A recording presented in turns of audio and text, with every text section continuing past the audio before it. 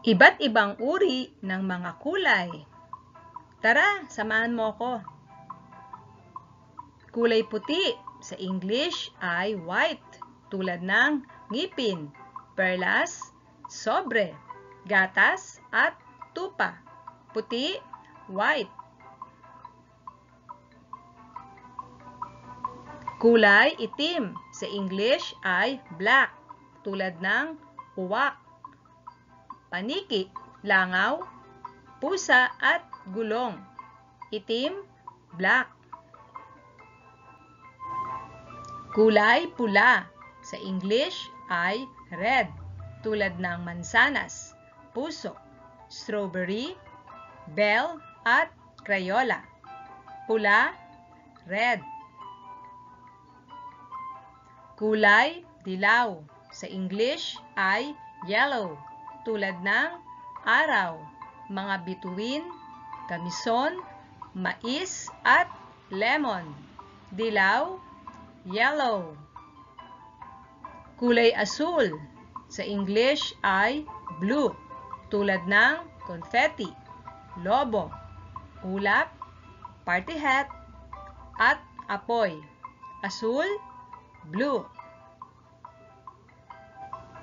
Kulay berde sa English ay green, tulad ng buwaya, palaka, iguana, halaman, at caterpillar.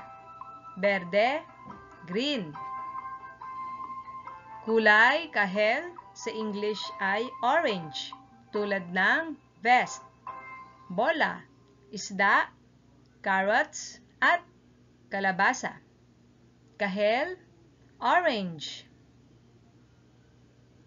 Kulay kayumanggi o tsokolate sa English ay brown, tulad ng oso, tsokolate, itlog, mani at troso. Kayumanggi o tsokolate, brown. Kulay ginto sa English ay golden, tulad ng mga itlog, mga ginto, korona, mga barya, at ribbon.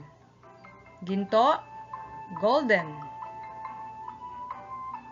Kulay lila sa English ay violet, tulad ng crayola, sibuyas, talong, ube, at bag. Lila, violet. Kulay abo sa English ay gray, tulad ng daga, elepante, pantalon, libingan, at basurahan. Abo, gray. Magkita tayong muli. Paalam!